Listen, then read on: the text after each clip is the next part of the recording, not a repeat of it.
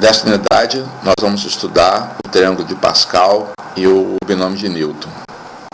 Em ambos os casos, nós vamos querer enfatizar os laços desses conteúdos com problemas de contagem. O triângulo de Pascal, ou de Tartaglia-Pascal, é um dispositivo em que são dispostas todos os valores de combinação de NPAP, em que em cada linha nós colocamos esses valores para um certo N. Então tem dois modos principais de fazer essa disposição. A primeira é essa que aparece nesse slide, em que o triângulo é desenhado como triângulo retângulo. E aí, ao longo de um dos catetos, aparecem os valores de combinação de n0 a 0, todos eles iguais a 1. E ao longo da hipotenusa aparecem os valores de combinação de n a n, também todos eles iguais a 1. A segunda forma de representação é como um triângulo isósceles, uma representação simétrica, em que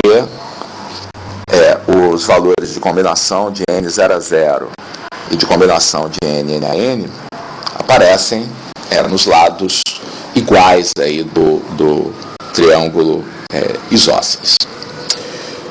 O triângulo de Pascal, ele permite a gente interpretar de uma forma gráfica algumas relações importantes entre os valores de combinações. Então, a primeira relação importante é a chamada relação de Stiefel, que estabelece que combinação de NPAP mais combinação de NP mais 1 é a combinação de N mais 1 P mais 1. Isso fica muito mais claro quando a gente interpreta esse significado no triângulo de Pascal. Então, combinação de NPAP e combinação de NP mais 1 são dois termos consecutivos da mesma linha do triângulo de Pascal. Combinação de N mais 1, P mais 1 é o termo da linha seguinte que fica logo abaixo do segundo desses termos.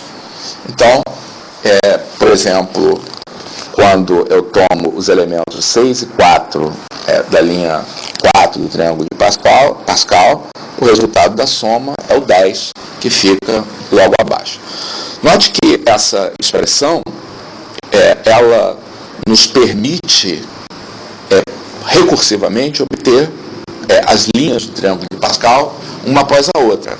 Então, por exemplo, para a próxima linha aqui, que seria correspondente a n igual a 6, então nós começamos aqui com o valor de combinação de 6 a 0, que é igual a 1, e a partir daí os valores podem ser obtidos por meio dos valores da linha de cima. Então, 1 mais 5, 6, 5 mais 10, 15, 10 mais 10, 20, 10 mais 5, 15, 5 mais 1, 6, e fechamos com combinação de 6 a 6 é igual a 1. Bom, para demonstrar a relação de Stiefel, o mais comum nos livros didáticos é fazer essa demonstração analiticamente, ou seja, escrevendo expressões para a combinação de NPAP, N fatorial, P fatorial, N menos P fatorial, escrevendo a expressão para a combinação de N, P mais 1, N fatorial, P mais 1 fatorial, N menos P mais 1, que vai ser N menos P menos 1 fatorial, e operando com essa expressão, né? E aí nós vamos manipular esses fatoriais, colocar no mesmo denominador. Então, quem vai aparecer aqui como denominador comum vai ser P mais 1 fatorial e N menos P fatorial. Tá? E aí, depois de algumas contas, que eu convido vocês a fazerem, nós chegamos à expressão final, que é N mais 1 fatorial, P mais 1 fatorial, N menos P fatorial. Uma forma mais interessante de se fazer isso não é fazendo contas, é interpretando a relação de Stiefel combinatorialmente. E a gente faz isso contando de dois modos diferentes os subconjuntos com P mais 1 elementos do conjunto 1, 2, N mais 1, que é um conjunto com N mais 1 elementos. Então, as duas formas como nós vamos fazer essa contagem é a contagem direta, tá? E a contagem em que nós contamos separadamente os subconjuntos que incluem e que excluem um desses elementos, por exemplo, o elemento N mais 1. Então, para a contagem direta, nós estamos escolhendo P mais 1 elementos de um conjunto que tem N mais 1 elementos. Então, o número de modos de fazer isso é a combinação de N mais 1, P mais 1.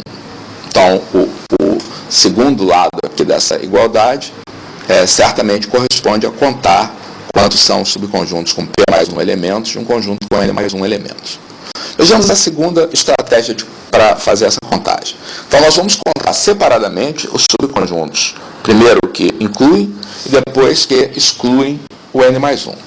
Ora, se nós queremos formar um subconjunto em que o N mais 1 esteja presente, então um dos P mais 1 elementos já foram escolhidos.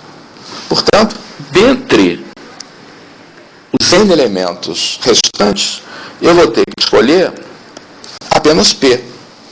Ora, o número de modos de eu escolher P dentre N elementos é a combinação de N P a P. Portanto, o número de modos de formar um subconjunto com P mais 1 elementos, incluindo o elemento N mais 1, é a combinação de N P a P.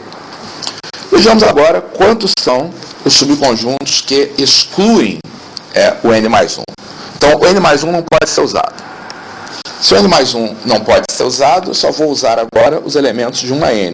Mas agora eu vou ter que selecionar P mais 1 entre eles. Portanto, o número de modos de fazer isso é exatamente a combinação de N, P mais 1. Logo, como os dois lados da igualdade correspondem à contagem aí da mesma coleção, essa igualdade é uma identidade, vale para todo N e para todo P.